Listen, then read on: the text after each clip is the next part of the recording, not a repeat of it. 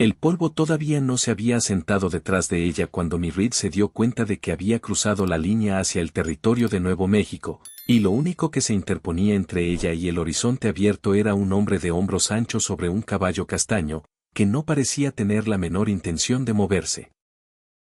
Tiró de las riendas de la yegua prestada con tanta fuerza que el animal patinó de lado en la tierra rojiza y seca, sus cascos esparciendo piedritas que rodaron colina abajo por la pendiente al costado del camino.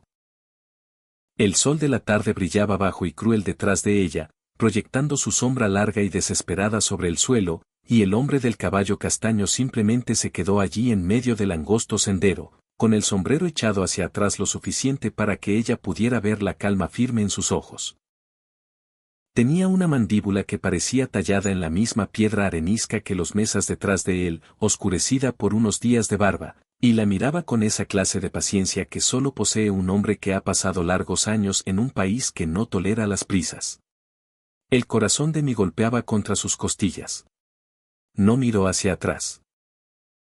Se había impuesto esa regla cuando salió sigilosamente del rancho de los Harlan Reed antes del amanecer, con su bolsa de viaje, el broche de su abuela prendido dentro del bolsillo de su abrigo, y un caballo que técnicamente pertenecía al patrimonio de su difunto esposo. No iba a mirar atrás. Mirar atrás haría que todo fuera real de una manera para la que no estaba preparada. ¿A dónde vas?, preguntó el hombre. Su voz era grave y pareja, no antipática, pero cargaba con el tipo de peso que llena el aire abierto como lo hace una campana de iglesia cuando todo lo demás ha quedado en silencio. Mi levantó la barbilla. Lejos, dijo. Él no parpadeó. La estudió como un hombre estudia el clima en el horizonte, tratando de decidir si se convertirá en un problema. Luego dijo: ¿de qué? La pregunta la golpeó en algún lugar debajo del esternón, y no tenía una respuesta preparada porque nadie le había preguntado eso antes. Le habían preguntado a dónde iba, allá en la casa de los Harjand, y su cuñado Clem había dicho que era una tonta, y la esposa de él, Dorothy, había dicho que era peor que eso, y todo el pueblo de Redstone, allá en el territorio de Colorado, seguramente ya había formado una opinión sobre Mirrid, pero nadie le había preguntado de qué. Miró fijamente al hombre del caballo castaño y no habló por un largo momento. El viento se movió a través de los llanos entre ellos, llevando polvo rojo y olor a gobernadora y algo lejano que podría haber sido lluvia. Esa es una respuesta más larga de lo que tengo tiempo, dijo finalmente. Una comisura de su boca se movió. No fue exactamente una sonrisa. Está bien, dijo él. Hizo girar el caballo castaño de lado y le dio suficiente espacio para pasar. El camino se bifurca como a 2 millas más adelante. La izquierda te lleva a Calo Springs. La derecha se adentra en el país de las mesas, y no hay nada por 40 millas. Mil observó. No había hecho ningún movimiento para detenerla. No estaba alcanzando nada. Solo estaba sentado en ese caballo bajo el calor, dándole información que ella no había pedido. ¿Tú por dónde irías?, preguntó, y no sabía exactamente por qué. A la izquierda, dijo él. Cayuse Springs tiene una pensión regentada por una mujer llamada Ada Foss. No hace preguntas. Camas limpias y las mejores galletas del territorio. Me miró hacia la bifurcación a lo lejos, y luego de regreso a él. ¿Me está siguiendo? No, señora, dijo él. Voy en la misma dirección. Puedo cabalgar detrás de usted o a su lado, o puedo esperar aquí un buen rato si eso le parece mejor. Pero esa yegua está lastimando su pata delantera izquierda y va a necesitar agua antes del anochecer. Mi miró hacia abajo a su caballo. La yegua estaba quieta con su pata delantera izquierda apenas levantada del suelo, y mi sintió una oleada de culpa fría. Había exigido demasiado al animal. Lo había estado forzando desde antes del amanecer, y ya era tarde, y había estado tan concentrada en poner millas de por medio entre ella y Redstone Crossing que no había prestado suficiente atención. Está coja, dijo Mi. No está grave, pero lo estará si no la deja descansar, dijo él sin acusación. Hay un arroyo como a 1 milla de aquí, antes del cruce. Yo sé dónde está. Mi miró a este desconocido en el camino e hizo el cálculo que las mujeres solas en 1878 en el territorio de Nuevo México tenían que hacer 100 veces al día. El tipo de cálculo que equilibra el peligro contra el peligro y trata de encontrar la opción menos terrible entre las disponibles. No la había amenazado. No había bloqueado su paso una vez que ella habló. Le había dado información útil sin exigir nada a cambio, y su caballo estaba lastimado. Está bien, dijo. Muéstrame el arroyo. Se llamaba Hugh Thatcher, y lo supo antes de llegar al arroyo porque él lo ofreció sin que ella preguntara, algo que ella apreció más de lo que dejó ver. Cabalgó ligeramente delante y a la izquierda, saliendo del sendero hacia un drenaje poco profundo que ella nunca habría encontrado por sí sola, donde una hilera de álamos señalaba el agua como una cinta verde marca un regalo. El arroyo estaba bajo pero corría, claro sobre piedras pálidas, y la yegua metió el hocico y bebió larga y lentamente mientras mi se sentaba en una roca plana en la orilla y desataba su bolsa de viaje de detrás de la silla. Hugh Thatcher desmontó y llevó al castaño a beber río abajo, dándole a la yegua bastante espacio. Luego se agachó en la orilla del arroyo y volvió a llenar una cantimplora sin mirarla. O al menos sin hacer el esfuerzo de no mirarla, lo cual ella notó. Ha recorrido un largo camino, dijo, estudiando el barro en la orilla. Decolorado, por el polvo que trae. ¿Eso es una pregunta? No, dijo él, solo una observación. Mi se llevó la bolsa al regazo y revisó el broche por quinta vez ese día. Todo estaba allí, sus $32 y algo de cambio, que era todo lo que había logrado ahorrar durante 3 años de un matrimonio que había comenzado con esperanza y terminado mal, el broche de su abuela. Una carta de una mujer llamada Clara que regentaba una sombrerería en un pueblo llamado Marrowaus, Nuevo México, que había publicado un anuncio en un periódico femenino de Kansas City buscando una costurera con experiencia. Mi había respondido a ese anuncio 4 meses atrás y había estado escribiendo de ida y vuelta con Clara desde entonces, haciendo un plan lentamente, como se suelta el aire contenido lentamente. ¿Es usted ganadero?, preguntó Mi. Parecía importante saber qué clase de hombre era aquel junto al que estaba sentada. Tengo un rancho, dijo él. Como a 12 millas de Cala Springs. Ganado principalmente, algunos caballos, hizo una pausa. Regresaba de entregar un caballo a un hombre en el condado de Pueblo. La miró entonces. Sus ojos eran avellana. Ella lo notó. O tal vez verdes. La luz jugaba trucos. Supongo que no planeaba venir por este camino en particular. Planeaba ser más rápida que esto. Dijo ella con honestidad. Él miró a la yegua, que había levantado la cabeza del arroyo y estaba quieta, descansando la pata. Estará bien. Con una noche de descanso estará como nueva. ¿Puede llegar a Cala Springs antes del anochecer? Mi calculó. Podía llegar de noche si era necesario. Tenía el camino fijado en su mente ahora, el desvío a la izquierda hacia Cala Springs. Había memorizado cada mapa que pudo encontrar en los últimos 3 meses. No era una mujer que dejara las cosas al azar si podía evitarlo. Puedo llegar, dijo. Lo sé, dijo Hugh Thatcher, y había algo tan directo y sin adornos en la forma en que lo dijo que Mi se encontró mirándolo con una especie de atención cautelosa que no esperaba sentir. Cabalgaron hasta el cruce, y luego por el camino de la izquierda hacia Cala Springs, mientras el cielo se volvía naranja, luego rosa profundo, y luego el primer púrpura del atardecer comenzaba a acumularse en el este. Hugh Thatcher cabalgaba a su lado ahora, no delante, y el espacio entre ellos era cómodo de una manera que la sorprendió. No llenaba el silencio con ruido. Lo dejaba estar allí, una cualidad que Mi nunca había encontrado en un hombre antes y no sabía que podía desear. Cayuse Springs era exactamente lo que sonaba. Un pequeño grupo de edificios alrededor de un manantial real.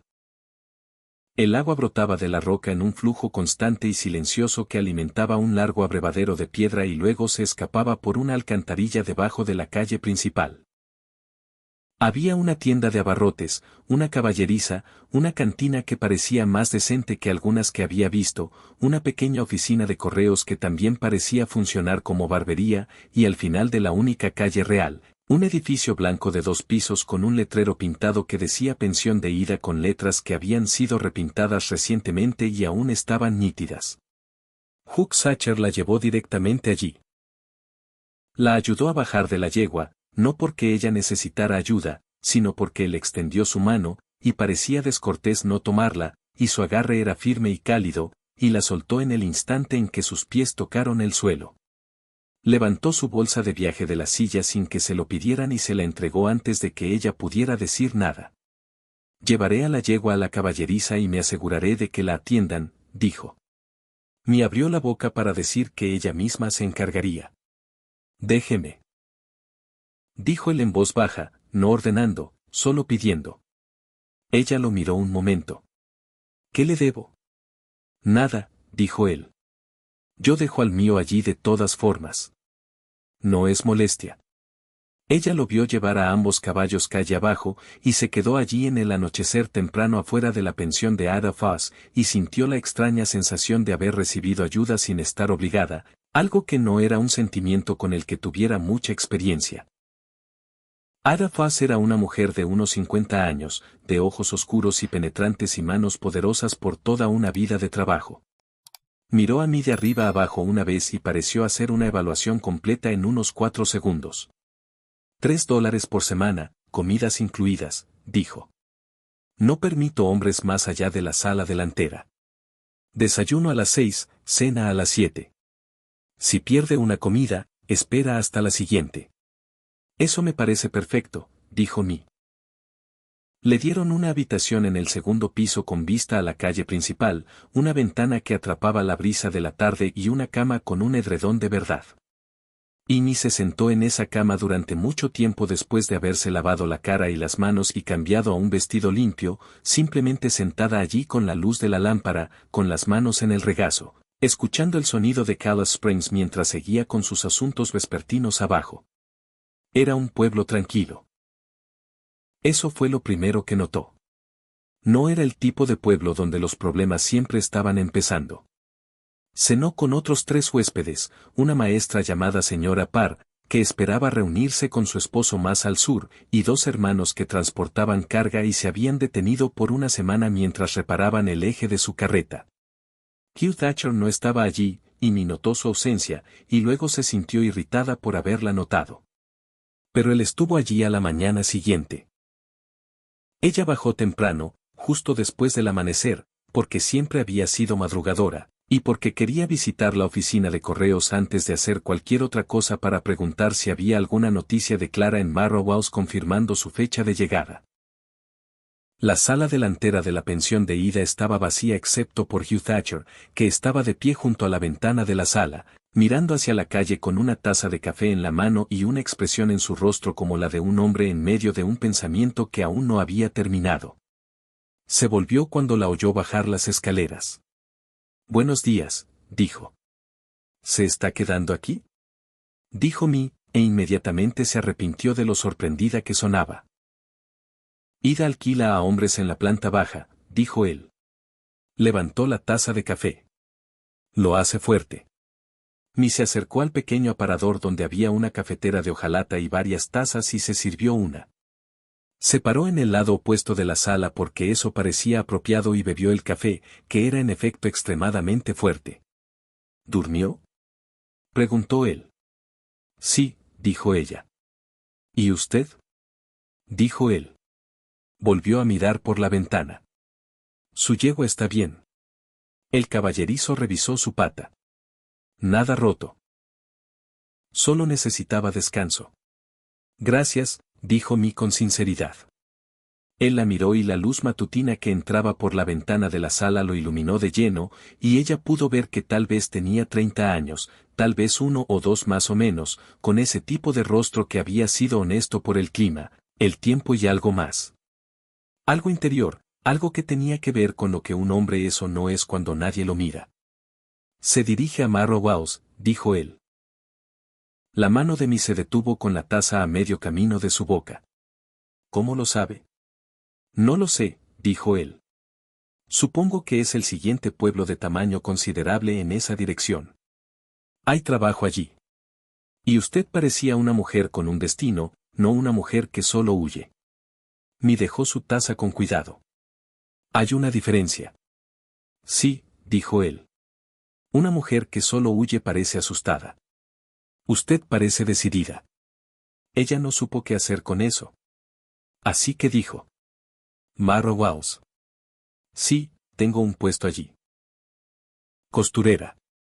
Es un buen trabajo, dijo él. El taller de Clara Hannessy, probablemente. Es la única sombrerera en Marrow House. Es difícil no conocerla, sonrió, y fue la primera sonrisa completa que ella le veía, e hizo algo en la calidad de la luz en la habitación. Es una buena mujer. Le caerá bien. Milo estudió. Usted sabe mucho sobre este territorio. He estado aquí 12 años, dijo él. Desde que tenía 19. Lo dijo sin orgullo ni autocompasión, solo como una declaración de hecho. Del modo en que se dice que una puerta es de roble.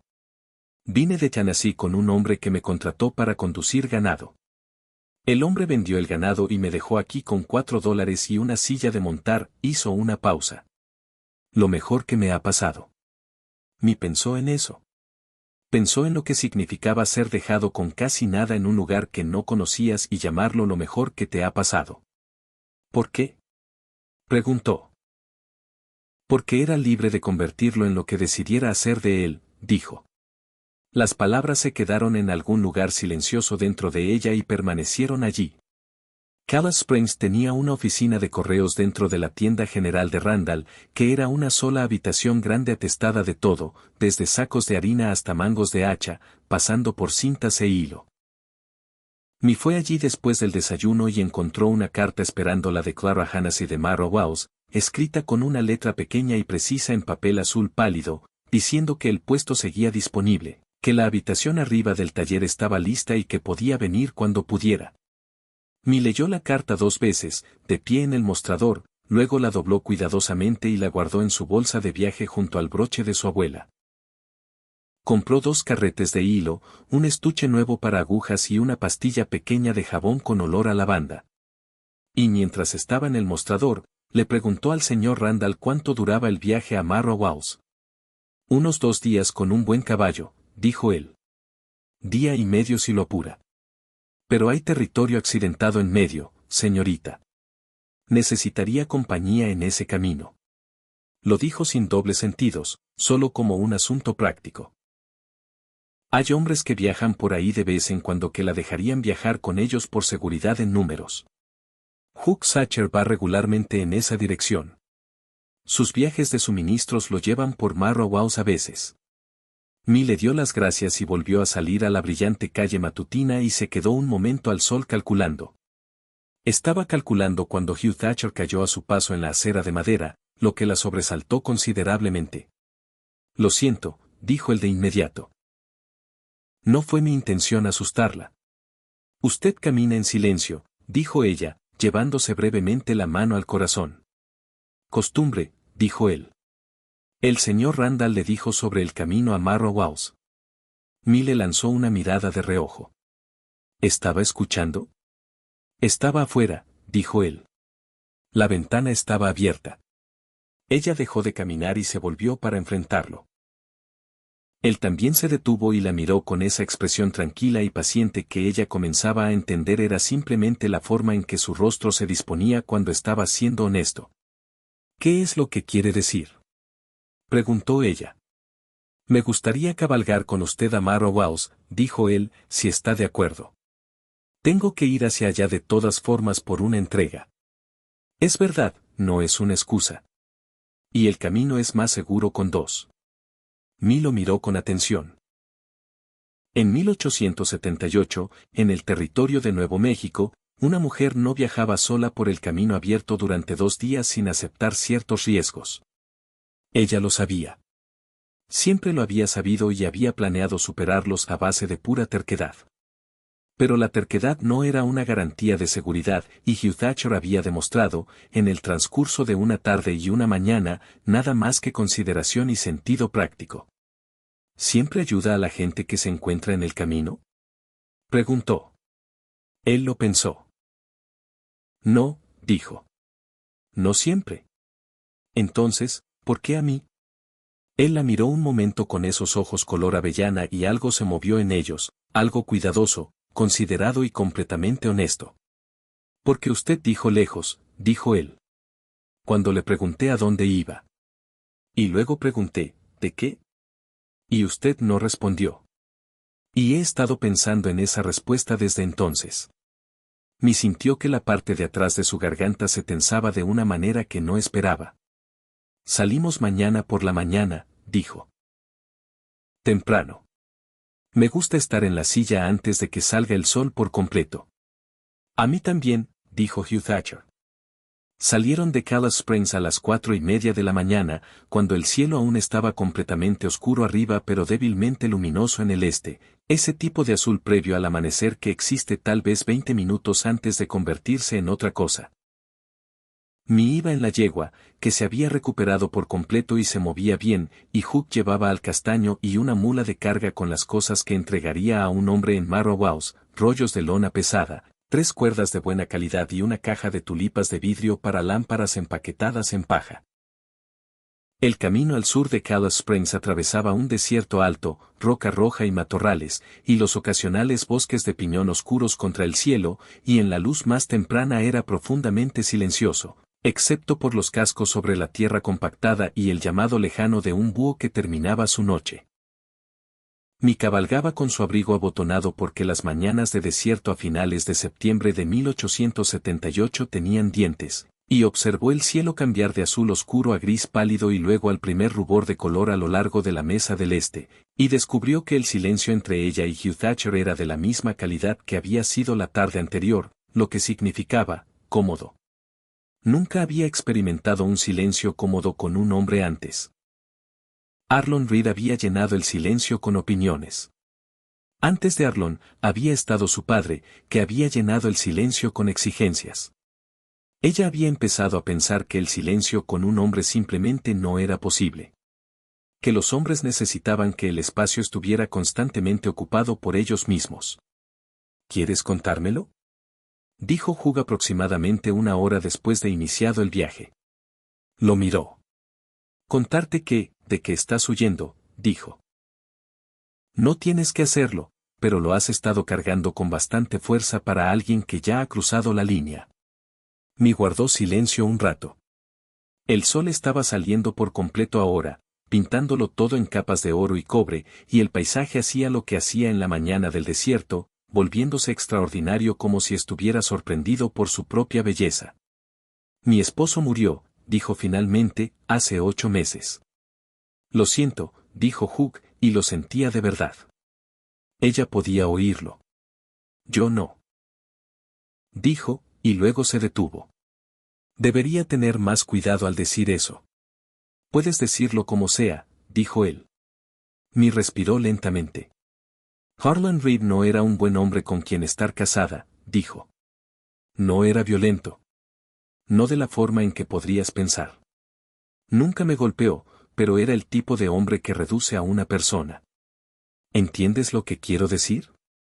Empiezas con una sensación plena de ti misma y te encuentras haciéndote cada vez más pequeña. Tu opinión es anulada. Tu juicio es cuestionado. El dinero que ganas es manejado por manos de otra persona. Todo lo que concierne a tu vida pertenece a otra persona. Hizo una pausa. Cuando él murió, estaba triste, culpable y aliviada al mismo tiempo, y la parte del alivio me asustó. No debería, dijo Hugh en voz baja. Su familia no lo veía así, dijo Mi. Su hermano Clem decidió que debía quedarme en la propiedad esencialmente como mano de obra no remunerada, cocinando, limpiando y remendando mientras Clem administraba el rancho. La herencia pasó a él. Así lo establecía la ley. Dijo las últimas 3 palabras con una plenitud particular que transmitía exactamente lo que sentía al respecto. No tenía ningún derecho legal. Era una viuda sin propiedades y sin familia propia. Y Clem fue muy claro acerca de cuál era mi situación. Así que te fuiste, dijo Hugh. Me fui, dijo Mi. Ahorré cada dólar que pude durante 3 meses. Respondí a un anuncio en un periódico para señoritas. Escribí cartas. Hice un plan. Y hace 4 días, salí de esa casa antes de que alguien estuviera despierto. Y tomé el caballo que Arlon me había prometido años atrás, pero que legalmente era de Clem ahora, lo que supongo que me convierte en una ladrona de caballos. Lo dijo con un humor oscuro que no era del todo distante. Y Hugh giró la cabeza, la miró, luego volvió a mirar al frente y dijo, el caballo ha regresado y nada del resto fue tu culpa. Clem dirá lo contrario, dijo Mi. ¿Irá tras de ti?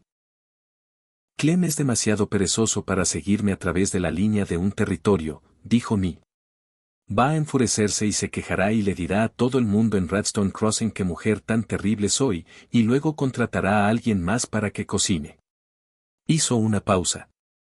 Eso era lo que realmente le importaba, la cocina. Hubo un silencio, y luego Hugh Thatcher se rió. Una risa genuina, que brotó de él por sorpresa. Y el sonido de esa risa en ese gran amanecer abierto fue tan agradable que Mi se encontró riendo también. Una pequeña liberación de algo que había estado tenso durante meses. Cabalgaron durante la mañana y se detuvieron al mediodía a la sombra de un saliente de arenisca, donde un manantial brotaba de la roca, justo lo suficiente para los caballos. Hugh había traído comida en su alforja. Carne seca y pan de maíz, y un puñado de orejones envueltos en un paño, y se sentaron a la sombra de la roca y comieron juntos de la manera de 2 personas que se conocen desde hace más tiempo del que realmente llevan. Mi le contó la carta de Clara Hannessy y la sombrerería en Marrow House y la habitación encima de ella. Y Hugh le contó sobre los hombres a los que entregaba mercancías en Marrow House, una familia llamada Galvez, que tenían una gran operación de ovejas al sur del pueblo, y que habían encargado la lona para nuevos cobertizos de partos. Le contó sobre su rancho, al que todos en la zona llamaban, ese lugar de Sacher. 1200 acres de pastos con un arroyo que llevaba agua incluso en años secos. 60 cabezas de ganado en ese momento y más en primavera, y 2 caballos de los que estaba particularmente orgulloso.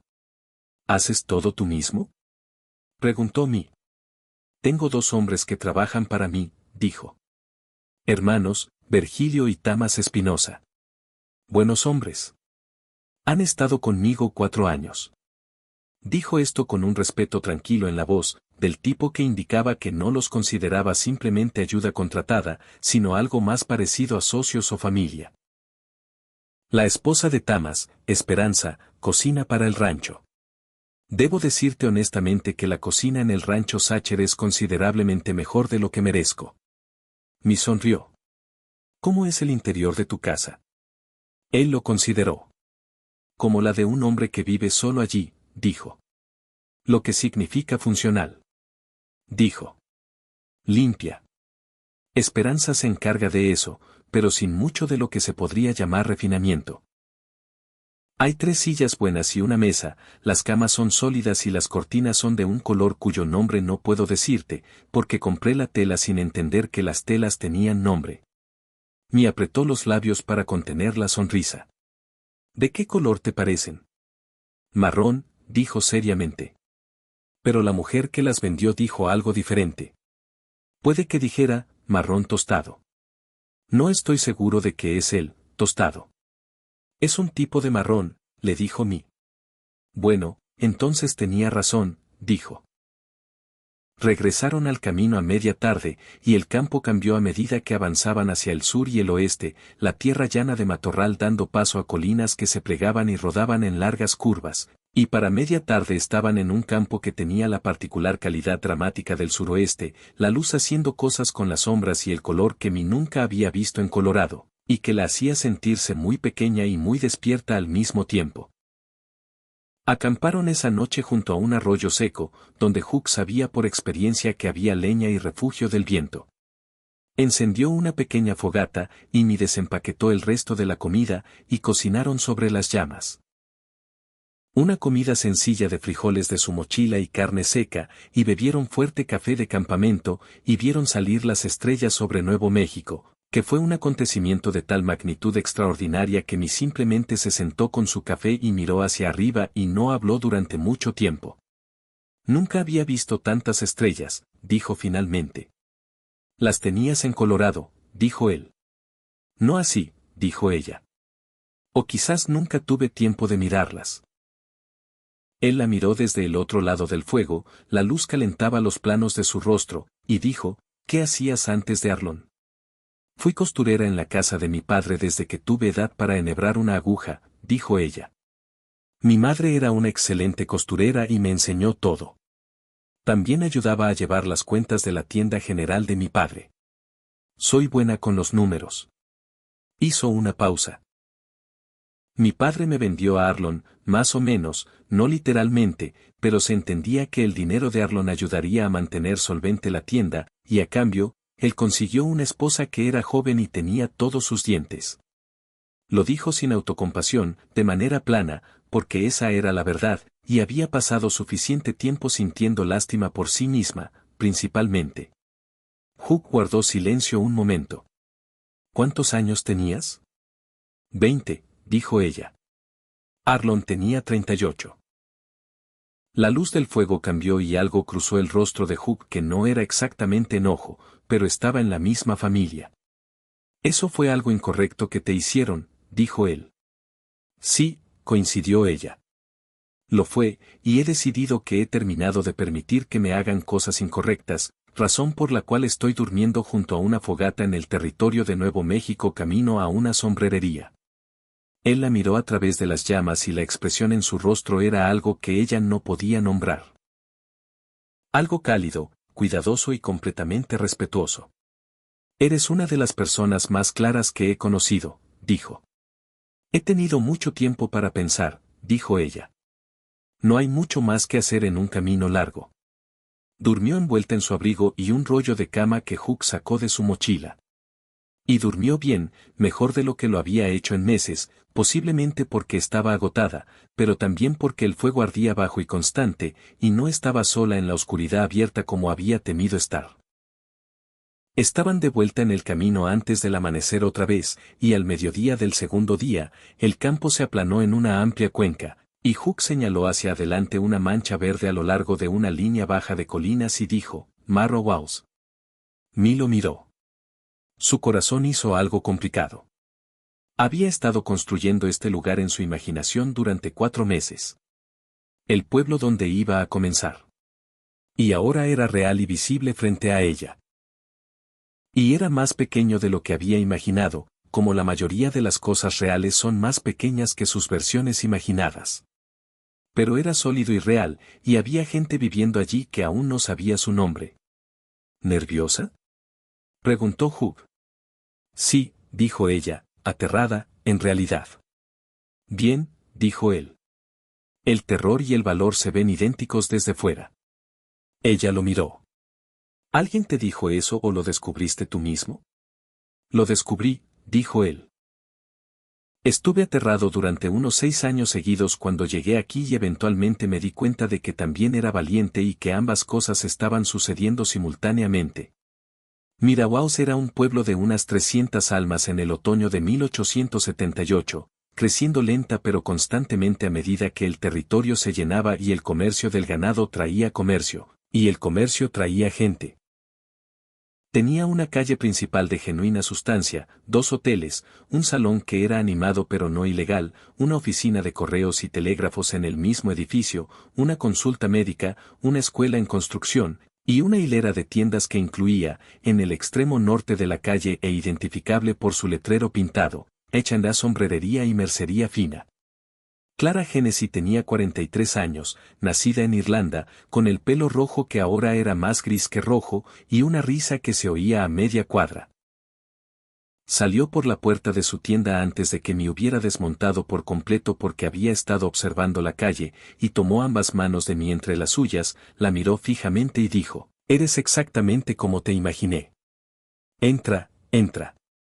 Tomaremos té y te lo enseñaré todo». Hugh Thatcher ató la mula al poste afuera y se llevó la mano al sombrero ante Clara, quien le sonrió radiante. «Hugh, me alegra verte. ¿Entregas a la familia Galvez? Tan pronto como deje a la yegua en la caballeriza», dijo él. Miró a mí. «¿Estás bien ahora?» No era una pregunta, pero también lo era un poco, y lo miró un momento bajo el brillante sol de la tarde frente a la sombrerería, y sintió algo que no estaba preparada para nombrar. Algo que se asentó en su pecho, cálido y cuidadoso. «Estoy bien», dijo ella. Él asintió. Tomó su caballo y la mula y los condujo calle abajo hacia la caballeriza, y lo vio alejarse durante quizás 3 segundos más de lo estrictamente necesario antes de seguir a Clara hacia al interior. La tienda era maravillosa. Era la primera vez que usaba esa palabra para describir un espacio interior en años, quizás nunca. Olía a tela y a presto, y a las flores secas que Clara usaba para adornar algunos de sus sombreros, y cada superficie estaba en uso. Rollos de tela extendidos sobre la larga mesa, formas de sombrero en estantes, cintas de todos los colores en cascada desde un perchero en la pared, y al fondo había una puerta que daba a un taller con una mesa de costurera adecuada y buena luz de una ventana orientada al norte. Y sobre el taller, al que se llegaba por una escalera estrecha, había una habitación, no una habitación grandiosa, una habitación modesta con una buena cama, un lavabo y una ventana que daba al jardín trasero, donde Clara cultivaba verduras y un rosal decidido que todavía producía en el calor de septiembre. Pero era la habitación de nadie más. Pagaría el alquiler con sus ganancias de la tienda, como Clara había descrito claramente en sus cartas, y tendría su propia llave de la puerta exterior. Se paró en medio de esa habitación durante mucho tiempo después de que Clara la mostrara, y presionó la palma de su mano contra la pared como para comprobar que era real. Luego se sentó en la cama y lloró en silencio y brevemente, no por tristeza, sino por el alivio particular de haber llegado a algún lugar que realmente estaba allí. Oyó la voz de Hugh Thatcher en la calle abajo hablando con alguien de la manera fácil que tenía, y se acercó a la ventana y miró hacia abajo. Estaba hablando con un hombre mexicano mayor en la entrada del callejón, gesticulando con las manos de la manera que hacía cuando explicaba algo, asintiendo, escuchando la respuesta del hombre. La luz de la tarde le daba de lleno, y se reía de algo que el otro hombre dijo. Y la risa era la misma que había escuchado en el camino de la mañana, genuina y sin reservas, y se quedó en su ventana viendo a Hugh Thatcher reír en una calle de Marrowhouse, territorio de Nuevo México, y supo que estaba en un problema considerable. La primera semana en Marrowhouse estuvo llena. Clara puso a mí a trabajar inmediatamente con un montón de pedidos que se habían acumulado, alteraciones y trabajo nuevo. Y descubrió que sus manos recordaban todo lo que su madre les había enseñado. La aguja moviéndose a través de la tela con una seguridad que era su propio tipo de satisfacción. Era buena en esto. Siempre lo había sido y nadie se lo había dicho nunca. Clara lo dijo al tercer día, mirando el trabajo de mí con ojo crítico que luego se volvió aprobatorio. «Eres mejor que buena», dijo Clara. «Eres extraordinaria. ¿Dónde aprendiste esa costura?» «Mi madre», dijo mí. «Entonces ella era una artista». Dijo Clara, que era el cumplido más alto que Clara Hannahs podía hacer. Marrowhouse se reveló ante mí de la manera en que los pueblos lo hacen cuando realmente vives en ellos en lugar de solo pasar, en pequeños descubrimientos, rutinas y rostros que se vuelven familiares. El médico era un joven llamado Prescott que había venido de Filadelfia y todavía estaba ligeramente desconcertado por el desierto. La administradora de correos era una mujer llamada Ada Trujillo que estaba emparentada con aproximadamente un tercio del pueblo por sangre o matrimonio y que, por lo tanto, era la mejor fuente de información sobre cualquier cosa que sucediera en un radio de 20 millas. El salón estaba regentado por un hombre llamado Orville Kane, quien era, increíblemente, una persona de profundos principios que echaba a los borrachos antes de que se convirtieran en un problema y una vez escoltó personalmente a un hombre hasta las afueras del pueblo por maltratar a un caballo. Y Hugh Thatcher regresó. No había esperado del todo eso, aunque se había sorprendido pensando en ello más de lo que quería admitir. Regresó 12 días después de haberla dejado en la puerta de Clara Hannahs, entrando al pueblo sin ningún asunto en particular que alguien pudiera identificar de inmediato. Fue a la caballeriza, y luego caminó por la calle principal y llegó a la puerta de la sombrerería, como si siempre hubiera tenido la intención de hacerlo. Clara lo dejó entrar con una sonrisa que dirigió muy deliberadamente a la puntada que tenía en la mano, lo que significaba que estaba ocultando la sonrisa. Wagyu se paró en medio de la tienda, miró a mí y dijo, estaba pasando por aquí. No estabas pasando por aquí, dijo Mi sin levantar la vista del sombrero que estaba adornando. Tu rancho está a 12 millas de Colorado Springs. Mirawaus no está en el camino entre tu rancho y nada que necesites. Hubo un silencio. Eso es correcto, dijo él. Mi dejó el sombrero. Lo miró. Estaba parado en medio de todas las cintas, formas de sombrero y rollos de tela de Clara, luciendo exactamente como lo que era. Un hombre que pasaba su vida al aire libre en grandes espacios abiertos. Y sin embargo, no se veía incómodo allí. Parecía un hombre que estaba dispuesto a estar donde necesitaba estar para decir algo que había venido a decir. Traje algo, dijo. Sacó de su bolsillo un pequeño bulto envuelto en papel marrón y se lo tendió. Ella se acercó, lo tomó y lo desenvolvió con cuidado. Dentro había 6 carretes de hilo en colores que no había podido encontrar en la tienda general de Colorado Springs, que había mencionado de paso en el camino. Colores que Clara había estado esperando en su pedido de Santa Fe durante 2 meses. Buen hilo, los colores correctos. Mi miró el hilo, luego lo miró a él. ¿Cómo supiste qué colores? Preguntó. Anoté lo que dijiste, le dijo él. Mi colocó el hilo con cuidado sobre la mesa del taller detrás de ella. Eso fue muy amable, dijo. Me preguntaba, dijo él, y luego se detuvo.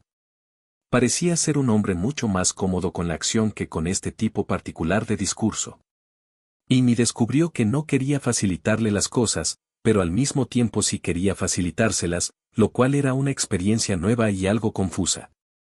Me preguntaba si te gustaría cenar conmigo en el hotel. La comida allí es decente. Clara, dijo Mi sin apartar la vista de Hugh.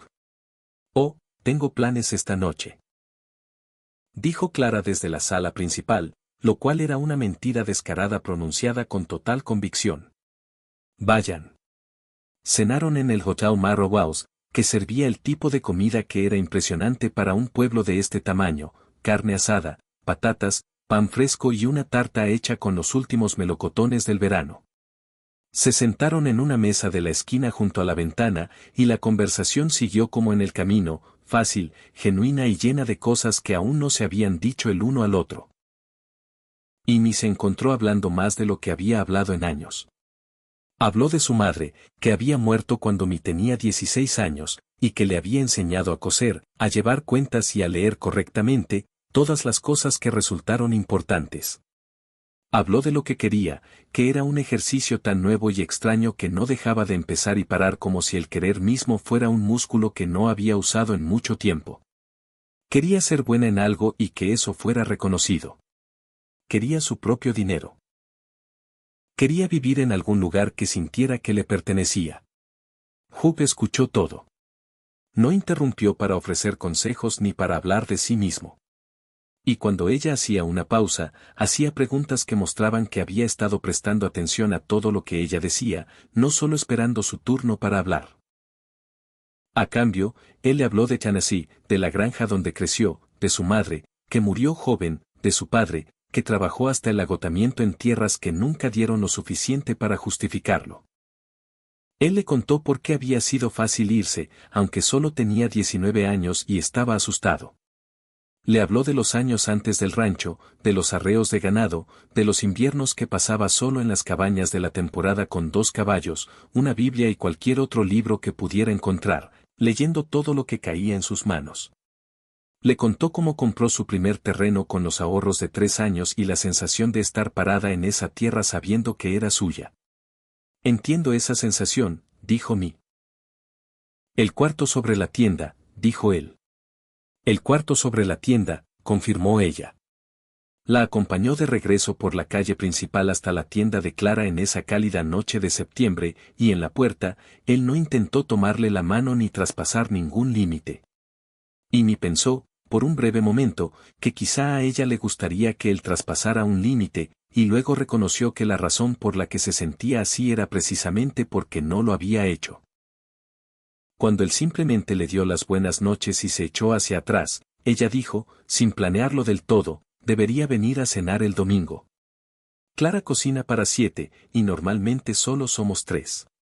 Él la miró con esa calidez cuidadosa que ella empezaba a reconocer como el rostro que él guardaba específicamente para ella, no el que mostraba al mundo en general. Vendré el domingo, dijo él. Vino el domingo. Vino el domingo siguiente. Arregló una bisagra de la puerta trasera de la tienda que estaba atorada porque la notó atascada al llegar. Y le preguntó a Clara si tenía un desarmador. Y lo observó desde la entrada del taller mientras él se agachaba en el patio trasero con la caja de herramientas y trabajaba con esos movimientos limpios y económicos de un hombre que había pasado años siendo su propio carpintero, herrero y reparador. Se quedó toda la tarde hasta el anochecer, y cuando se fue, se paró en la ventana del frente mirando la calle después de que él se había ido, algo que se estaba convirtiendo en un hábito. Bueno, dijo Clara detrás de ella, sin mala intención. No digas nada, dijo Mi. No he dicho nada, dijo Clara. Lo estás pensando muy fuerte, dijo Mi. Clara se rió y regresó a su costura. Octubre llegó fresco y brillante, el cielo del desierto con ese azul profundo particular del otoño y los álamos a lo largo del arroyo en las afueras del pueblo tiñéndose de oro. Mi se había instalado en la vida de la tienda con una minuciosidad que la complacía. Había conseguido 3 clientas regulares propias, mujeres que venían específicamente por sus trabajos de arreglos y que habían comenzado a correr la voz sobre la calidad de su costura. Tenía dinero en su bolsillo que ella misma había ganado, una sensación que examinaba cada vez que ocurría, como una piedra lisa que da gusto tener en la mano. Hugh pasó por Marrowhouse 2 veces más en octubre, y cada vez se quedaba más tiempo, y cada vez aquello que había entre ellos se asentaba más profundamente en algo que ya no podía fingir que era solo amabilidad. No le tenía miedo. Era cautelosa con ello, como se es cauteloso con algo que parece muy bueno y que te han enseñado a desconfiar por experiencia. Lo examinaba desde varios ángulos. Buscaba qué era lo que trataba de quitarle. Buscaba la trampa. No encontraba ninguna. Estaba sentada en el escalón trasero de la tienda un miércoles por la tarde de finales de octubre, con la última luz del día, doblando el dobladillo de un vestido para la esposa del topógrafo que había llegado recientemente a Marrowhouse, cuando oyó el portón y levantó la vista. Wahyu Thatcher estaba entrando por la puerta del jardín trasero con el sombrero en la mano. No te esperaba hasta el domingo, dijo ella. Lo sé, dijo él. Se acercó y se sentó a su lado en el escalón, dejando una distancia prudente, con el sombrero en el regazo, mirando el jardín de Clara. El rosal finalmente había dado sus últimas flores y no eran más que cañas oscuras contra la pared de adobe. Tengo algo que quiero decirte, y estuve esperando hasta el domingo, pero el domingo falta 4 días, y he estado cabalgando hablando con el ganado sobre esto, hasta que Virgilio finalmente me dijo que dejara de ser cobarde y viniera a decírtelo. Mi dejó el dobladillo. Virgilio parece ser un hombre sabio, dijo ella. Lo es, dijo Hugh, más sabio que yo en casi todo. Se giró y la miró directamente entonces, como siempre lo hacía, sin evasivas ni actuaciones.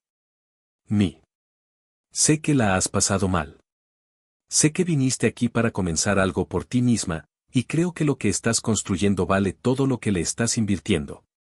No quiero quitarte nada de eso. Quiero decirlo primero.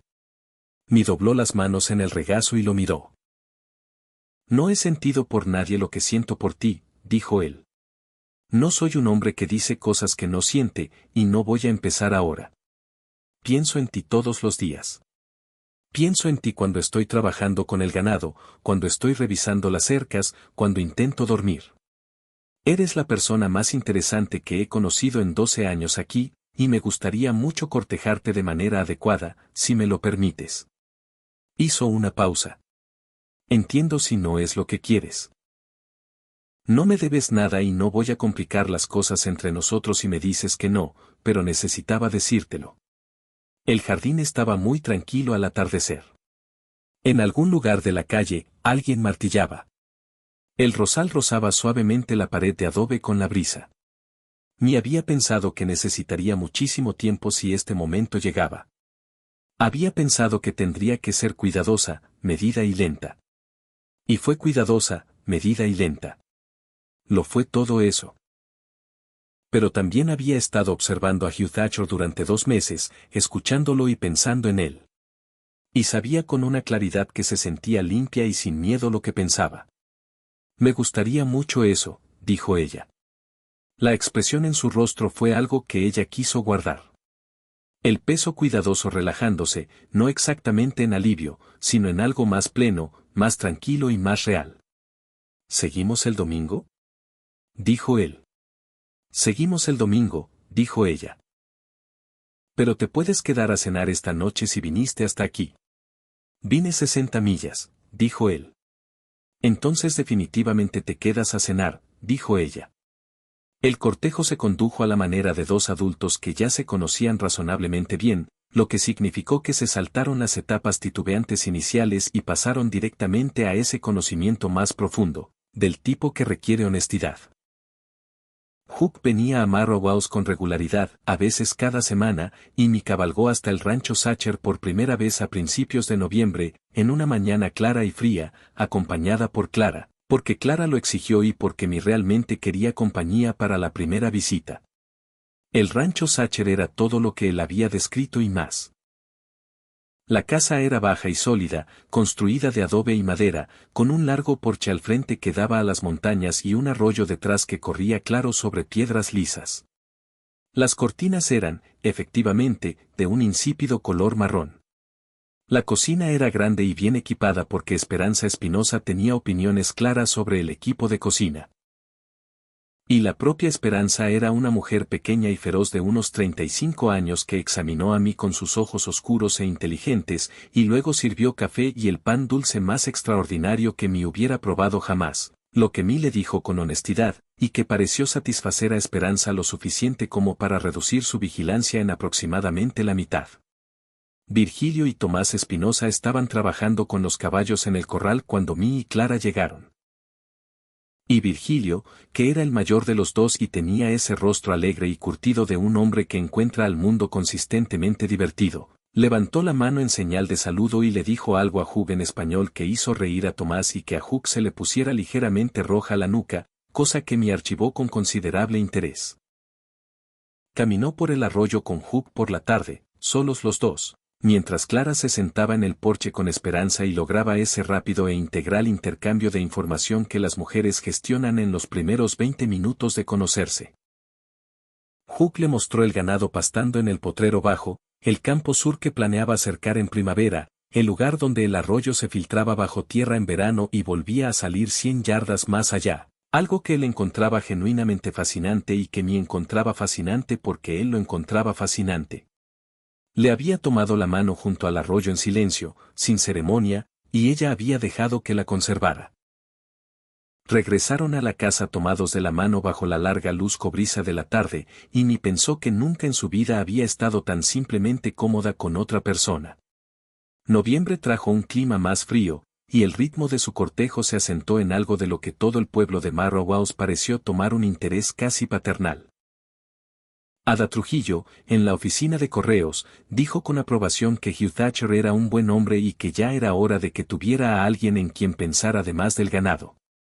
El Dr. Prescott mencionó que el rancho se beneficiaría de lo que él llamó una influencia civilizadora y luego se disculpó porque se dio cuenta de que sonaba mal.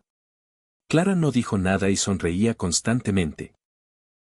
Un sábado por la noche de mediados de noviembre, después de cenar en el hotel y de un largo paseo por la calle principal bajo el frío y estrellado anochecer, Hugh los detuvo al final de la acera, donde el pueblo se desvanecía en el desierto abierto, y se giró para enfrentarla. Y ella pudo ver, en la oscuridad plateada, que él se estaba preparando para algo importante. Dijo él.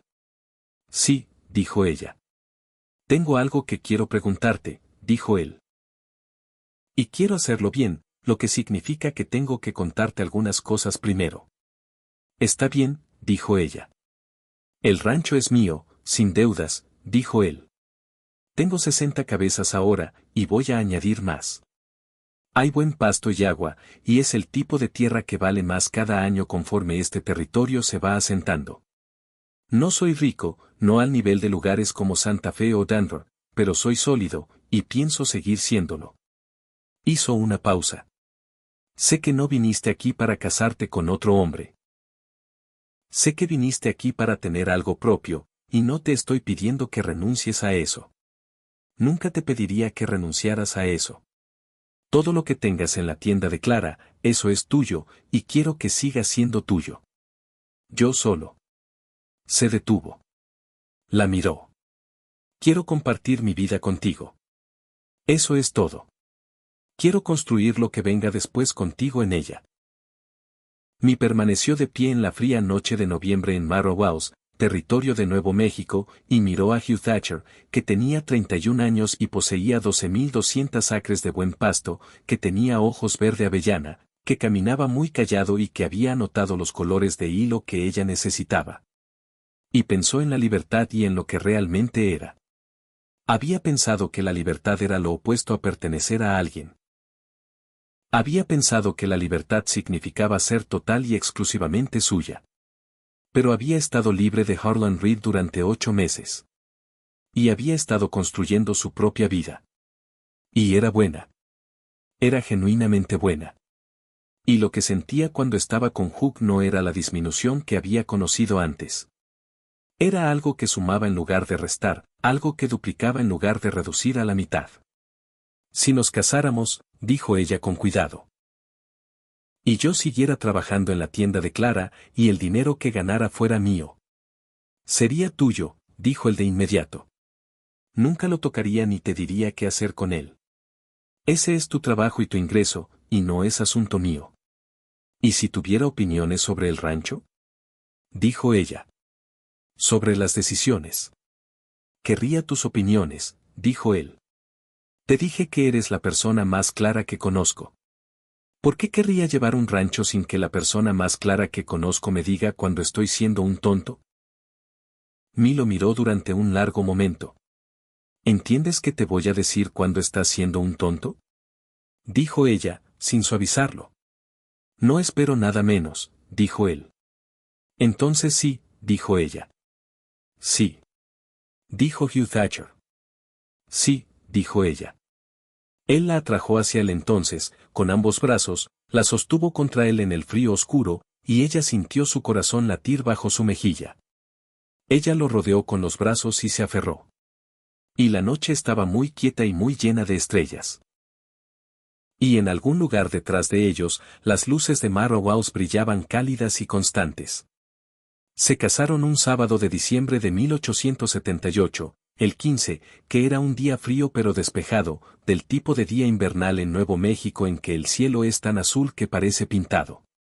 Clara le hizo a mí un vestido de lana verde oscuro que realzaba el color de su cabello negro y sacaba el mejor partido a su figura. Y Esperanza Espinosa horneó 3 tipos de pan dulce y un pastel, y se atribuyó el mérito total del emparejamiento, cosa que nadie discutió porque discutir con Esperanza era su propia clase de aventura. La ceremonia fue pequeña y honesta, oficiada por un juez de distrito llamado Witt, que pasaba por Marrowhouse cada mes, y que parecía genuinamente complacido de hacer algo festivo por una vez. Ada Trujillo estaba allí, y el doctor Prescott, y Orville Kane, del salón, que trajo una botella de algo que dijo era excepcional y que no se abriría hasta después de la ceremonia. Virgilio y Tomás Espinosa estaban con sus mejores ropas del lado de Hugh, y Virgilio lloró sin vergüenza aparente, lo que hizo que Tomás se quedara mirando el techo. El señor Gálvez y su esposa vinieron desde su operación de ovejas al sur del pueblo, y un puñado de habitantes del pueblo que se habían convertido en clientas habituales de mí completaron el resto de la pequeña multitud. Cuando el juez Witt le preguntó a Hugh si tomaba a Reed como su esposa, Hugh dijo, acepto, con una voz completamente firme y llena de todo lo que ya había dicho en la acera y más. Y cuando me dijo lo mismo, lo dijo con todo el peso de haberlo elegido libremente, que era lo que más importaba, lo único que importaba, la elección. Hugh la besó delante de todos con una minuciosidad tranquila que hizo que Clara se llevara el pañuelo a la cara y que Ada Trujillo le diera un codazo a su esposo. Y cuando se separaron, ni estaba riendo, y Hugh sonreía de la manera que a ella más le gustaba, sorprendida, sin guardia y completamente él mismo. Pasaron su primera noche en el hotel, ya que el rancho quedaba a un día completo de viaje. Y el domingo por la mañana, cabalgaron juntos bajo la luz del sol invernal. Resoplido, las pertenencias de mi cargadas en un caballo de alquiler hacia el rancho Sacher, que ahora era su hogar. Había hecho un acuerdo con Clara antes de la boda, cuidadosamente negociado, de que seguiría haciendo trabajos de precisión para la tienda, los trabajos finos que requerían su habilidad específica, trabajando desde casa en sus propios horarios, y que cuando viniera a Marrowhouse los días de abasto, o simplemente de visita, trabajaría en la tienda según se necesitara. Era un arreglo que la satisfacía por completo a ambas. A Clara porque el trabajo de mí era insustituible, y a mí porque el trabajo era suyo. El rancho era diferente en invierno, más tranquilo. El ganado en los potreros bajo cerca del agua, las mañanas cortantes de frío antes de que saliera el sol, y luego cálidas y doradas por las tardes. Mi se movía por la casa y la cambiaba con solo estar en ella. No cambiándola drásticamente, sino añadiéndose a ella, como el fuego cambia una habitación, no estructuralmente, sino en calidad y calidez. Mandó hacer nuevas cortinas de una tela que describió a Hugh como azul Prusia, y que él sostuvo a contraluz y dijo que se veía exactamente como deberían haber sido las otras cortinas. Y desempaquetó sus útiles de costura en el segundo dormitorio, que se convirtió en su taller. Y puso el broche de su abuela en un pequeño platillo de vidrio sobre la cómoda del dormitorio, donde la luz de la mañana lo atrapaba y lo volvía hermoso. Esperanza le mostró la cocina con el aire de alguien que enseña una catedral, lo cual era justo porque la cocina era excepcional. Amy aprendió las rutinas de Esperanza y trabajó a su lado sin tratar de imponerse, que era el enfoque correcto, y que Esperanza apreció con la calidez contenida de una mujer que respeta a la gente que conoce sus límites. Hugh le mostró el rancho a su manera, la manera invernal. La rutina diaria de alimentar y revisar el ganado, mirar la cerca sur y vigilar el nivel del arroyo. Le mostró los caballos, los dos de los que se sentía particularmente orgulloso, un semental bayo llamado Adobe y una yegua gris llamada Silver, que aún era demasiado joven para que la montaran duro, pero que tenía la apariencia de algo extraordinario en su movimiento. «Será tuya», dijo Hugh, parado en la cerca del corral mientras la yegua gris le rozaba el hombro. «Cuando esté lista». Mi miró a la yegua. «Es hermosa», dijo. «Eres buena con los caballos», dijo Hugh. «Lo noté el primer día, la manera en que tratabas a esa yegua en el camino. Me observabas muy atentamente para ser un extraño», dijo ella. «Tú me interesabas», dijo él, simplemente. El invierno se asentó en el rancho como un largo y lento suspiro, y los días tenían un ritmo y una rectitud que me descubrió que ya no le generaban desconfianza, lo cual en sí mismo era nuevo y digno de notarse. Escribía cartas a Clara y recibía cartas de vuelta. Enviaba trabajo a la tienda, cosas finas, bordados y prendas cuidadosamente ajustadas que Clara decía que eran lo mejor en sus estantes. Aprendió el rancho Sacher desde dentro, cada drenaje, cada potrero y el carácter particular de cada animal. Y descubrió que tenía opiniones sobre la operación ganadera, opiniones específicas y razonadas. Wahyu las escuchaba, discutía cuando no estaba de acuerdo y cambiaba de opinión cuando ella presentaba un buen argumento, algo que ella encontró como una de las experiencias más satisfactorias de su vida adulta. Aprendió cosas sobre Hugh en la quietud del invierno que no habría conocido en el ajetreo de la primavera o el verano, la manera en que leía por las noches, marcando seriamente los pasajes que le interesaban con pequeños trozos de papel. Y los libros no solo eran prácticos sino literarios. Tenía a Dickens, a George Eliot y a Shakespeare en un estante rústico sobre la chimenea, y los había leído todos más de una vez. La manera en que trataba a los hermanos Espinosa, no como patrón y empleados, sino como algo más parecido a la familia, igualitaria y confiada. La manera en que se levantaba por la noche cuando la temperatura bajaba mucho y salía a revisar el ganado sin despertar a nadie, no porque alguien lo fuera a juzgar si no iba, sino porque era lo que él creía correcto. Era, pensaba ella en muchas noches, mientras lo observaba al otro lado de la mesa del comedor o al otro lado de la habitación, un hombre absolutamente bueno. No un hombre simple o un hombre fácil. Tenía opiniones firmes y una terquedad en ciertos puntos a la que había que acostumbrarse, pero era bueno en la forma fundamental que importaba, bueno en lo más profundo de su ser. Ella se lo dijo una noche de enero, llegando al tema de lado, como hacía con las cosas importantes. Estaban junto a la chimenea después de cenar, ambos leyendo, y ella levantó la vista de su libro y dijo, «Eres un buen hombre, Hugh Thatcher». Él levantó la vista del suyo. «¿A qué viene eso?» «He estado pensándolo un tiempo», dijo ella. Quería decirlo en voz alta. Él la miró con esa expresión particular, la cálida y cuidadosa. «Eres lo mejor que ha llegado a mi vida», dijo él. «Quiero que lo sepas». «Lo sé», dijo ella. Volvió a mirar su libro y luego levantó la vista otra vez. «Siento lo mismo». La primavera llegó al rancho Sacher como siempre llega en Nuevo México, rápida y plena. El desierto de pronto vivo de color después del invierno. La gobernadora y la salvia lanzaban su agudo olor verde al aire cálido, y el ganado se movía hacia los pastos de verano con un desasosiego que había que manejar con cuidado. Hugh, Virgilio y Tomás estaban ocupados desde antes del amanecer hasta después del anochecer durante todo abril y hasta mayo con los partos, el herradero y el trabajo de las cercas. Y yo, se movía durante esas semanas manejando la casa, su propio negocio de costura y llevando la contabilidad del rancho que Hugh le había pedido que asumiera porque dijo con toda sinceridad que ella era mejor que él en eso. En mayo, con el rancho instalado en su ritmo primaveral y las cuentas del trimestre balanceadas y ordenadas en un legajo sobre el escritorio, me le dijo a Hugh que estaba esperando un hijo. Se lo dijo en la cocina un martes por la mañana mientras Esperanza estaba visiblemente haciendo algo muy concentrada en el jardín, lo que significaba que Esperanza ya lo sospechaba y había arreglado estar en otro lado para que se lo contaran.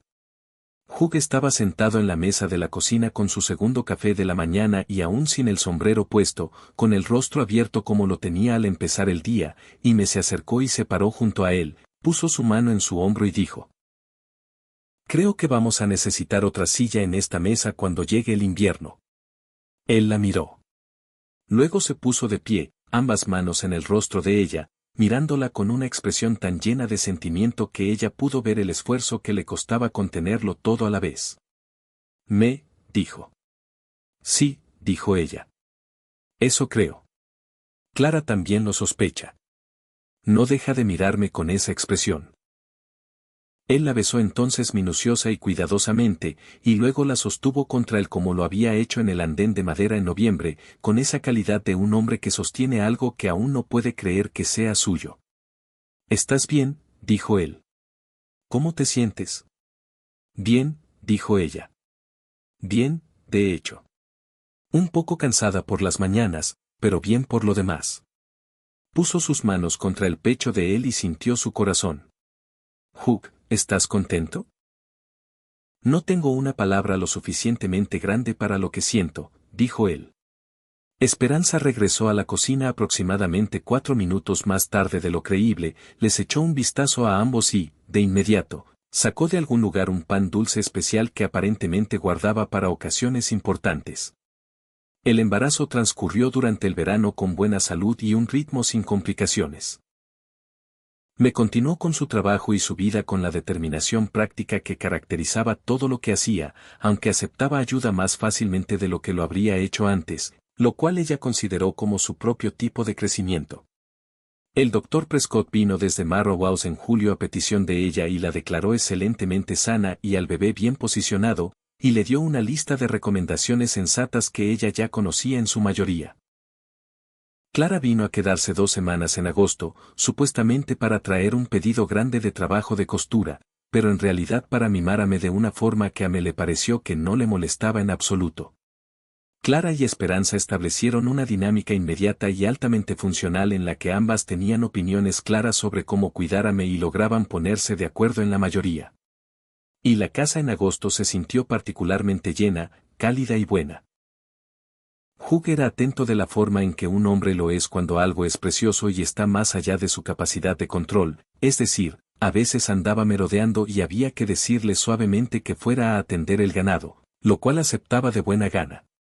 Me montaba a Silver, que ya era lo suficientemente viejo, fuerte y receptivo, y exactamente todo lo que ella había esperado, durante casi todo el verano, solo dejó de hacerlo cuando el médico se lo aconsejó en el 8º mes. Extrañaba montar. Se lo dijo a Theodore directamente, parada en la cerca del corral, y Theodore puso su nariz gris contra el hombro de Me con una simpatía que era inconfundiblemente equina. El bebé nació un miércoles a principios de noviembre de 1879, atendido por el doctor Prescott en el dormitorio de la casa del rancho Sacher, con Clara y Esperanza presentes, y Hugh en la cocina permaneciendo extremadamente callado, lo que Virgilio dijo después era el silencio más ruidoso que había escuchado en su vida. El bebé era un niño, de 8 libras y saludable, con el cabello oscuro de Hugh y la expresión particular de evaluación alerta de Me que Clara identificó de inmediato. Cuando el doctor Prescott llevó a Hugh al dormitorio, Me estaba sentada recostada contra las almohadas, sosteniendo al bebé en la manta que Esperanza había hecho. Hugh se acercó y se sentó al borde de la cama y miró a su hijo durante un momento largo, pleno y sin palabras. Luego miró a Me. «¿Estás bien?», dijo, y fue tanto una pregunta como una afirmación, y lo fue todo. «Estoy maravillosa», dijo Me. «Sostén a tu hijo». Él tomó al bebé con las manos cuidadosas de un hombre acostumbrado a manejar cosas que requieren suavidad. Y la expresión en su rostro mientras miraba al niño fue algo que Me pensó que llevaría consigo por el resto de su vida. Esa cualidad particular de asombro, amor y responsabilidad que llegaban todos a la vez. «¿Cómo lo llamaremos?», dijo Hugh.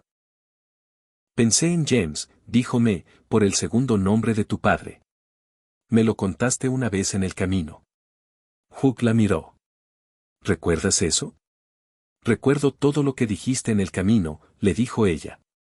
James William Thatcher fue nombrado al final de la primera semana, cuando quedó claro que el nombre le quedaba bien, algo que Clara dijo que siempre se podía saber si uno era paciente y dejaba que el bebé demostrara que el nombre le quedaba durante unos días. James era un bebé serio al principio, mirando el mundo con esos oscuros ojos evaluadores. Y luego, a las 6 semanas, le sonrió a Virgilio, y Virgilio emitió un sonido que nadie le había escuchado hacer antes, y salió afuera para recuperarse. La Navidad de 1879 en el rancho Sacher fue una reunión. Clara vino de Marrowhouse y trajo a Ada Trujillo y a su esposo Eduardo, quien tocaba la guitarra magníficamente.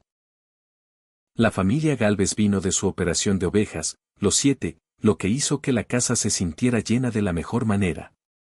Esperanza, Tomás y Virgilio se sentaron en la misma mesa que todos los demás porque así funcionaba la casa de los Sacher, y no se discutía.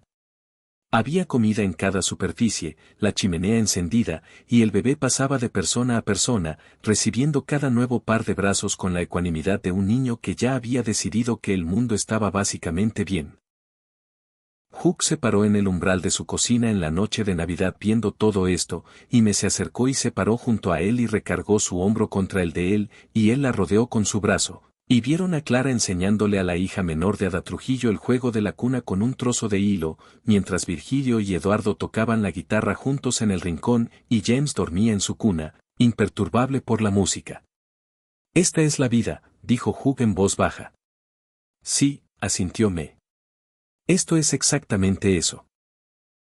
Los años siguientes tuvieron la cualidad de los años buenos que saben lo que son, años que se llenan sólidamente y sin desperdicio. El rancho creció.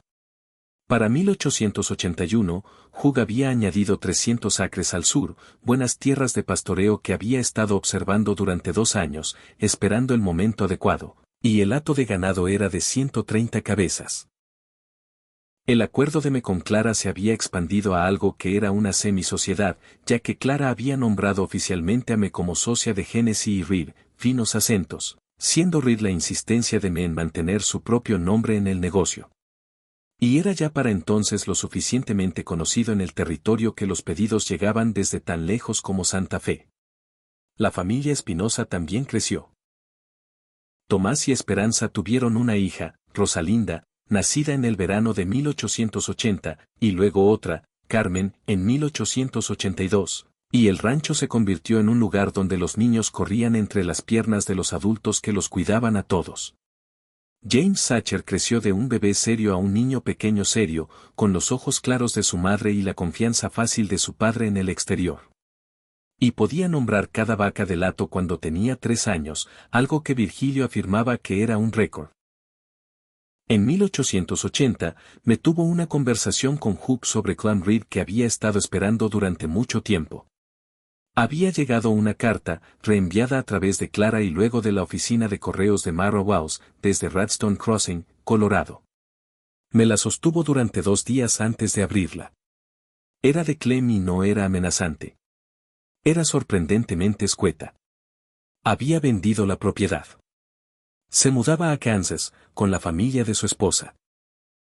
Escribía porque el abogado que manejaba la venta había encontrado entre los documentos del patrimonio un papel que indicaba que el caballo bayo llamado Juniper le había sido regalado a me por Arlon en una nota no atestiguada, formalmente y, por lo tanto, no era legalmente vinculante. Pero Clem estaba dispuesto a cederlo si ella quería el animal. También había incluido, sin comentarios, una cajita con el dedal de la madre de Me, que me creía perdido. Me se sentó con la carta y el dedal durante un largo rato en la mesa de la cocina, y Hooke se sentó frente a ella y no habló, que era lo correcto. Creo que se siente culpable, díjome finalmente. Debería, dijo Hooke, pero sin veneno, solo como un hecho. No quiero el caballo, dijo Me. Tengo a Silver. Miró el dedal, que era de plata con una pequeña flor grabada en la banda. El dedal de su madre, usado durante 30 años. Envió esto. No tenía que hacerlo. No, dijo Hugh. La gente es complicada, dijo Me. Lo es, asintió Hugh. Ella escribió de vuelta brevemente, agradeciéndole por el dedal, rechazando el caballo, deseándole lo mejor en Kansas, y cerró la puerta de Radstone Crossing con la finalidad particular de una mujer que ha dejado caer algo pesado que ha estado cargando demasiado tiempo.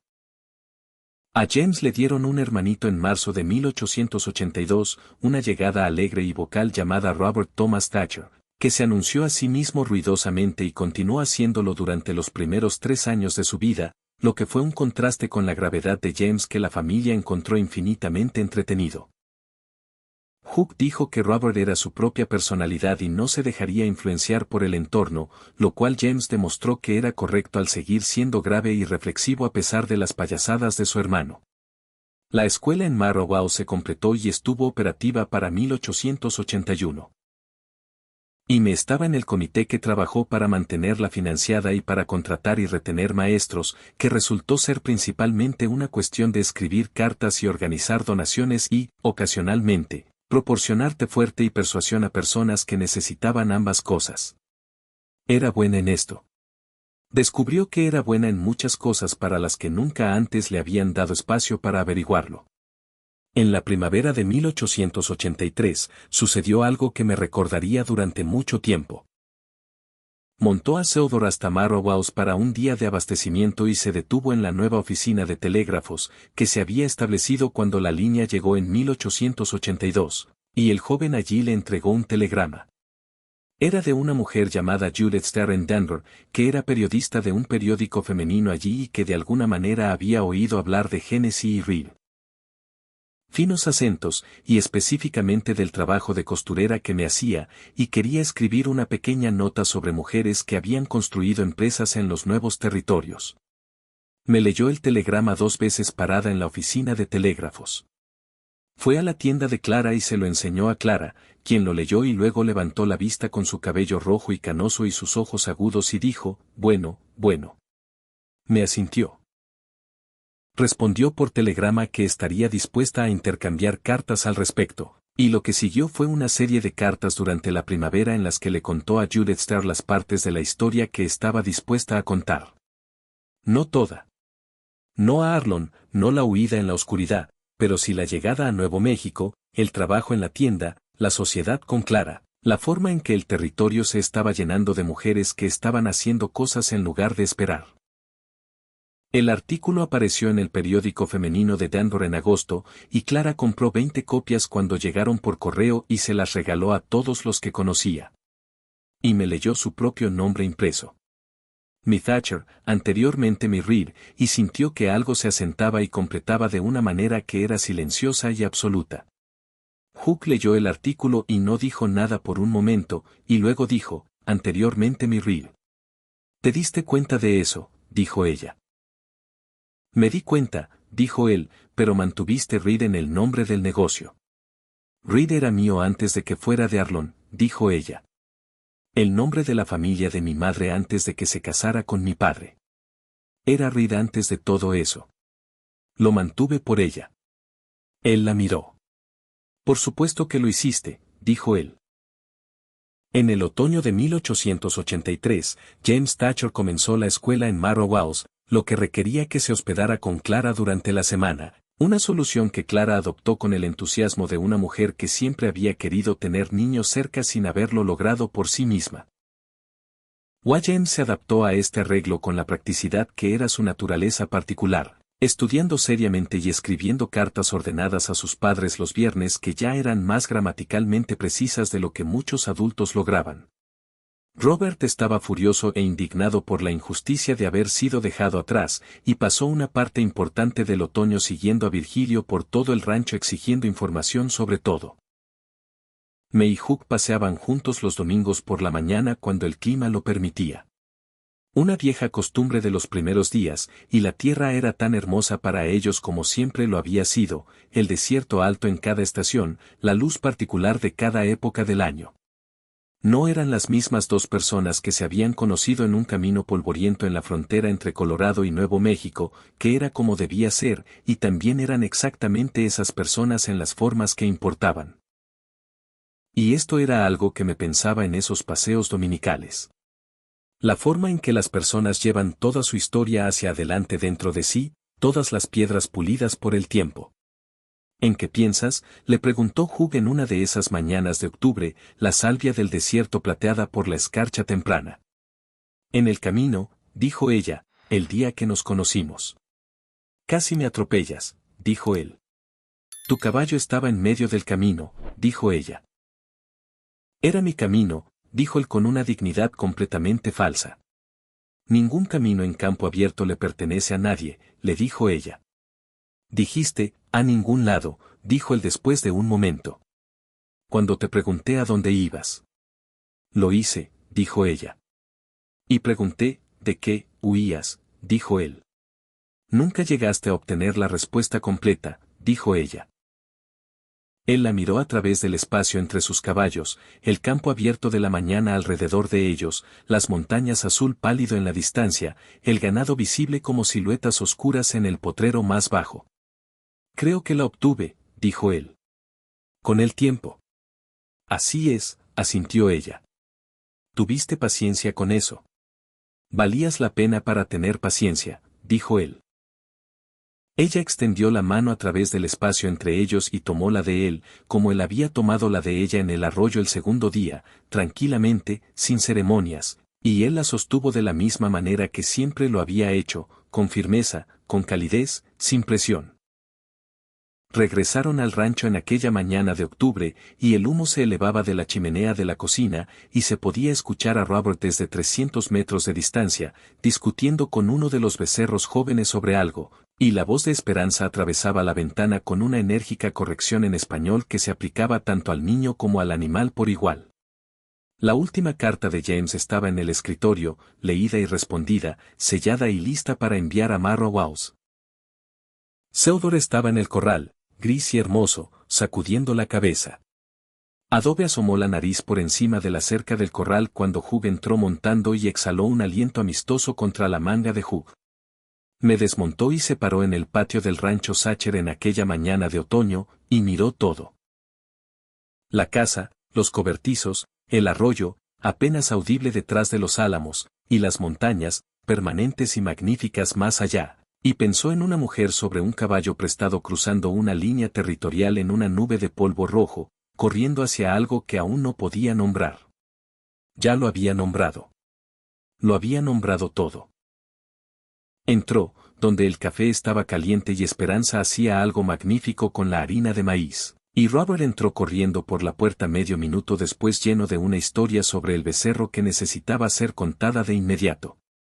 Y Hugh entró detrás de él y cerró la puerta a la mañana fría y miró a través de la cocina a Me con esos ojos verde avellana y toda la calidez de todo lo que habían construido entre ellos.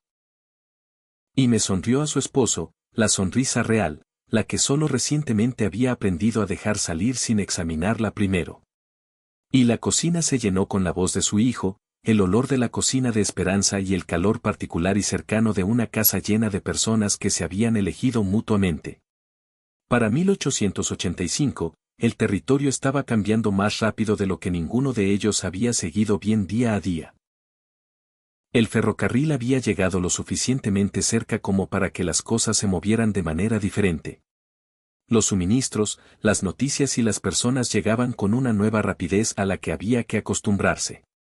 Mirawaus había crecido hasta ser algo más parecido a un pueblo propiamente dicho, con una nueva iglesia, un edificio escolar adecuado, un bufete de abogados y un segundo médico que había venido porque el doctor Prescott ya no podía manejar todo solo. Hannessy y Reed se había mudado a un espacio más grande en la calle principal, y me hacía el viaje varias veces a la semana porque el negocio lo justificaba. Hugh había contratado a 2 hombres más para el rancho y estaba considerando expandir la operación de caballos, ya que la venta de buenos caballos domados era algo que le interesaba cada vez más, y en lo que era cada vez más hábil. Me tenía opiniones sobre esto, que expresó extensamente a lo largo de varias noches. Y su opinión principal fue que era una buena idea y que debía hacerla bien y no a medias. Y su opinión secundaria fue que el caballo semental de Seudor debía ser la base de todo, a lo que Hugh dijo que era exactamente lo que él había estado pensando. Tenían estas conversaciones de la misma manera directa y sin actuaciones que todas sus conversaciones, 2 personas trabajando en el mismo problema desde ángulos distintos y descubriendo que llegaban al mismo lugar. Robert comenzó la escuela en el otoño de 1884 e inmediatamente cautivó a su maestra, una joven de Ohio, quien me escribió después de la primera semana para decir que Robert era excepcionalmente inteligente y excepcionalmente sociable, y que lo estaba disfrutando mucho. Ella recibió la noticia con esa mezcla particular de orgullo y diversión que Robert inspiraba constantemente. James volvía a casa en verano y durante los descansos escolares, y ya era más alto que su madre a los 9 años, con el carácter callado y serio que siempre había sido suyo, y un apetito por la lectura que igualaba al de su padre. Y en las noches de verano, en la casa de los Sacher había 2 personas leyendo junto a la chimenea, lo que a ella le parecía una de las imágenes más gratificantes que había conocido.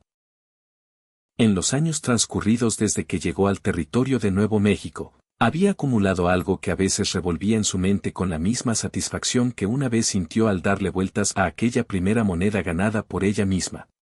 Tenía su trabajo, que era genuinamente suyo y reconocido como bueno. Tenía su sociedad con Clara, que era su amiga más cercana y quien le había dado el primer estatus profesional real que había tenido. Tenía el rancho que era su hogar y el conocimiento de cada palmo de él. Tenía a Esperanza, a quien consideraba familia sin necesidad de formalizarlo, y a las muchachas Espinosa creciendo junto a sus propios hijos como si fueran primos. Tenía a Ada Trujillo y su inagotable conocimiento de todo, y la guitarra de su esposo Eduardo. Tenía la yegua colorada y los domingos por la mañana en el campo abierto. Tenía el broche de su abuela en el tocador del dormitorio y el dedal de su madre en el taller, junto a la mesa de coser. Y tenía a Hugh Thatcher todos los días, que ahora tenía 37 años, con canas asomando en las sienes, y que todavía caminaba demasiado calladamente, y todavía la miraba con esos ojos verde avellana llenos de todo lo que sentía, y que nunca se molestaba en disimular, y que ni una sola vez en 7 años de matrimonio la había hecho sentirse menos de lo que era. En su 7º aniversario, en diciembre de 1885, Hugh entró al taller donde mi estaba terminando un pedido, una fina blusa bordada para una mujer en Santa Fe, que había ordenado 3 a través de un contacto de Clara. Y se quedó en la entrada de la misma manera que se había quedado en la entrada de la tienda de Clara la primera vez que regresó, con esa cualidad de un hombre que ha venido a decir algo. Parece que estás tramando algo, dijo mi sin levantar la vista de su costura. Tengo un regalo, dijo él. Ella dejó la aguja y lo miró. Él sostenía algo detrás de la espalda de una manera que Robert habría usado y que a ella le pareció completamente encantadora. Ella extendió la mano. Él sacó un pequeño libro encuadernado en cuero con sus iniciales en la portada, M.T. Mi Thatcher. Y adentro, en la letra de Hugh, que ella conocía tan bien como la suya propia, estaban las cuentas del rancho de los últimos 7 años, todas, todo el arco de lo que habían construido. Cada año con sus números de ganado, registros de la tierra, gastos e ingresos. Y en la última página, había escrito un solo párrafo que no era para nada cuentas.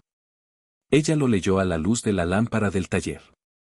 Decía: llegaste cruzando una línea del territorio sobre un caballo prestado con $32 y un plan, y has hecho todo lo que decidiste hacer. Este rancho es mejor gracias a ti. Estos niños son mejores gracias a ti. Yo soy mejor gracias a ti.